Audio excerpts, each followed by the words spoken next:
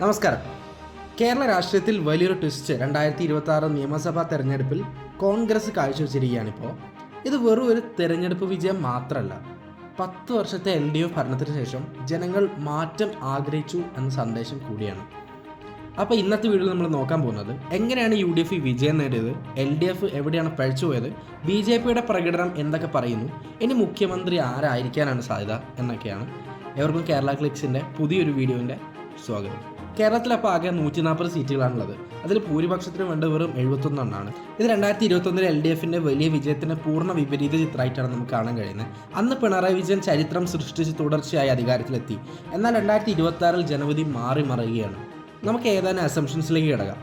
ആദ്യമായിട്ട് ഇപ്പം anti incumbency factor, അതായത് 10 വർഷം തുടർച്ചയായി ഭരിച്ച LDFിനെതിരെ സ്വാഭാവികമായിട്ടുണ്ടാവുന്ന അസന്തോഷം ആയിരിക്കാം ഇങ്ങനെ ഒരു വിജയത്തിലേക്ക് സ്വാഗതം ചെയ്യുന്നത്. പിന്നെ UDFിൻ്റെ ശക്തമായ പ്രചരണം, പ്രത്യേകിച്ച് VD സതീശൻ നയിച്ച ക്യാമ്പയിൻ ശക്തമായി പ്രവർത്തിച്ചു നമുക്ക് ഈ ഒരു ഇലക്ഷനിലെ റിസൾട്ടിലൂടെ നമുക്ക് കാണാൻ കഴിയും.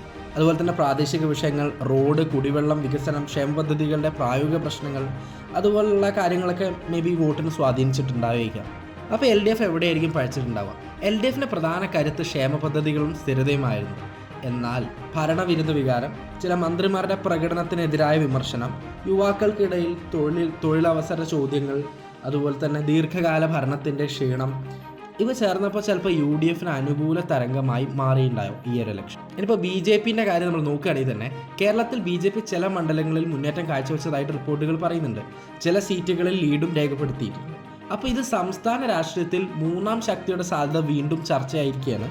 അപ്പോൾ BJP ഇതുകൊണ്ട് കേരളത്തിൽ തളർന്നു എന്ന് നമുക്ക് അസ്യൂം ചെയ്യാൻ 100% നമുക്ക് പറ്റില്ല. അപ്പോൾ ഇനി മുഖ്യമന്ത്രി ആരായിരിക്കും എന്നുള്ളതാണ് പലരുടെയും ചോദ്യം.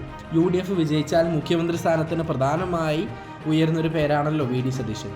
അതേസമയം കോൺഗ്രസ് ഹൈക്കമാൻഡ് അന്തിമ തീരുമാനം എടുക്കും. പക്ഷെ ഇതൊന്നും നമുക്ക് പറയാൻ പറ്റില്ല, കാരണം കോൺഗ്രസ് ഹൈക്കമാൻഡാണ് ഇതിൻ്റെ അന്തിമ തീരുമാനം എടുക്കുന്നത്.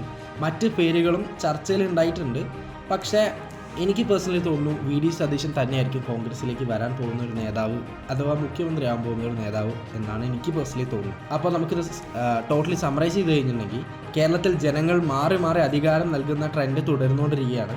അപ്പോൾ ശക്തമായിട്ടുള്ള പ്രതിപക്ഷം വിജയിക്കാൻ കഴിയും. അതുപോലെ തന്നെ ദേശീയ പാർട്ടികൾക്കും കേരളം സുപ്രധാന പോരാങ്കണമായി മാറുന്നു എന്നുള്ളതും കൂടെയാണ് ഈ ഇലക്ഷൻ റിസൾട്ടിലൂടെ നമുക്ക് മനസ്സിലാവുന്നത്. അങ്ങനെ നോക്കുമ്പോൾ 2026 കേരള തിരഞ്ഞെടുപ്പ് വെറും സർക്കാർ മാറ്റമായിട്ട് കാണുന്നതല്ല, ജനങ്ങളുടെ പുതിയൊരു സന്ദേശം കൂടിയാണ് നമുക്ക് നൽകുന്നത്. നിങ്ങൾക്ക് എന്താണ് തോന്നുന്നത്? UDFിൻ്റെ വിജയം പ്രതീക്ഷിച്ചിരുന്നു നിങ്ങൾ, അഥവാ മുഖ്യമന്ത്രി ആരായിരിക്കാനാണ് സാധ്യത? കമൻറ്റ് ചെയ്യൂ.